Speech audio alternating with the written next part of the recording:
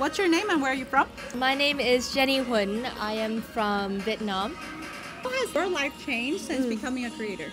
Actually, I started content creation when I was 12. Actually 20 right now. I would say a large portion of my life is dedicated to content creation. So I would say my life hasn't changed a lot because it's always been the same. Ever since I started content, everything has just been like the same for me. So, like, what was your first video like, or the first year, what was it like? Before starting seriously doing content when I was 12, I did a lot of like side quests. So like I started when I was 9.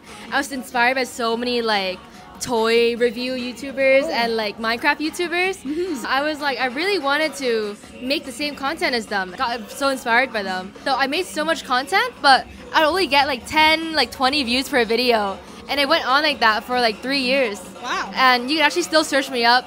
My old channel when I was 9 years old, and it's still on YouTube because I love keeping these memories.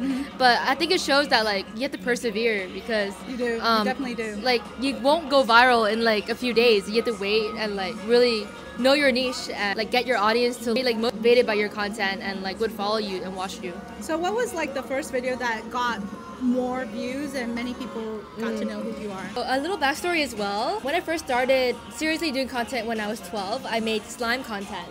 But that was very like faceless content. Like I usually was behind the camera and I did like ASMR videos and I spoke Vietnamese voiceover as well. But I think when I was 14, when I started vlogging, was when people really knew the real me. That was when I showed my voice, my face, and my life more.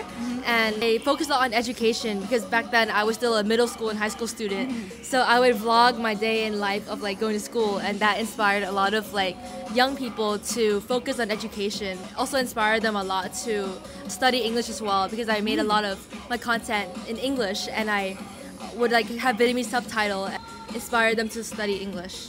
What is it like studying English? Maybe a local, but maybe not in an international school. What is it like for them? There isn't that many English opportunities in Vietnam. Although I'd say in Taiwan, I found that maybe people are less comfortable speaking English if you go on a you know it really well. Yeah, if you go on a taxi, I have a lot of Taiwanese friends, that's why. If you go on a taxi in Vietnam, they probably know English. Or if you go on the street or the street vendors, they probably know some English. But if you go to a country like Taiwan, like people are very shy to speak English. They are. Like I work with like Taiwanese people and they are like also shy and like very insecure about their language. So they're afraid to make mistakes. Yeah, but Vietnamese people I would say are more bold, but at the same time, students are very open to like learning English because Vietnamese is an alphabet, but then Chinese is characters and tones. So it's a lot different. I would say for Vietnamese people, it's easier to learn English than for like Chinese speaking languages. Like if you could give them some encouragement, what would you? Yeah, I would say just step out of your comfort zone. Like it's a whole different world. If you do learn the alphabet, like the languages are limitless. Like you can learn English, you can learn French, you can learn like Italian or like Spanish with that alphabet.